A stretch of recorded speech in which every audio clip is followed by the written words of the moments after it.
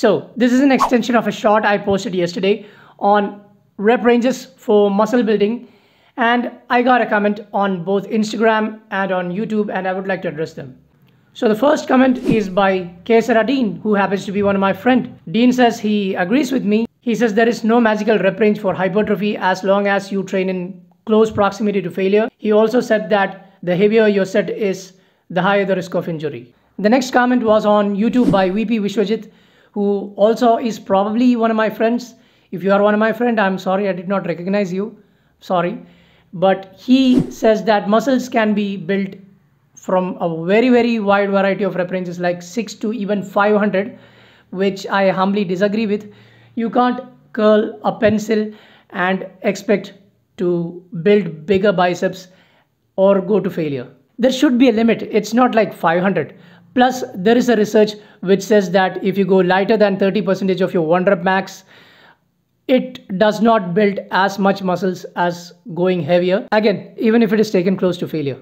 But he gives a lot of really good insights in his comments. He talks about calisthenics and increasing volume by increasing reps and sets, which are all great things to acknowledge. But this is what I have to say. My opinion, I respect yours as well. In calisthenics, people don't use no weights. They use their own body weight for building muscles. And most of the exercises are not as light as you might think. They are really hard. It is not practical for most people to do 500 reps of even calisthenics. Forget 500 reps. A lot of people can't even do 10 pistol squats. A lot of people can't even do 15 pull-ups. But I digress. Anyway, thanks for being constructive in the comment section. And I would appreciate more comments so that you can keep the comment section alive and spark more discussions. What I realized is that a lot of people don't understand the cons of high repetition training. It works well if you're training for muscle endurance, and if it works for you and you enjoy doing it, by all means, just do it. What I was trying to do in my last video was to suggest practical takeaways for most people trying to put on some muscles. Now, if you train past 25 reps on all of your exercises, all of your sets, you will find it hard to hit failure. If you can do 50 push-ups and if that is where you hit actual failure, most people would terminate their sets at 35 to 40 reps, which is still 10 reps shy of failure. Why? Due to cardiovascular stress, muscle burn, nausea, etc.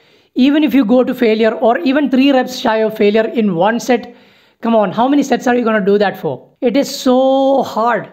Plus, it is more important to go to failure if you're doing ultra high reps, because that's when you recruit your fast twitch muscle fibers.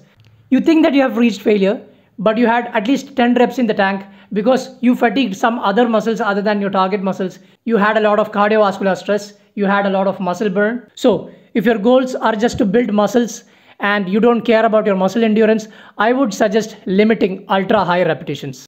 In fact, if you give me the options of doing ultra high repetitions and ultra lower repetitions, I would go with the ultra lower repetitions and heavier weights, because I like the feeling of strength and I like lifting heavy weights. That's why I think most people would be better off training at 6 to 15 repetitions. But if you enjoy going really high on repetitions, you still can do it. You can still build a lot of muscles. Anyway, that's it for today's video. Please subscribe to the channel, like my video. If you don't like the video, please comment to why you don't like the video. Positive criticisms only. Share the video with your friends. Until next time, peace.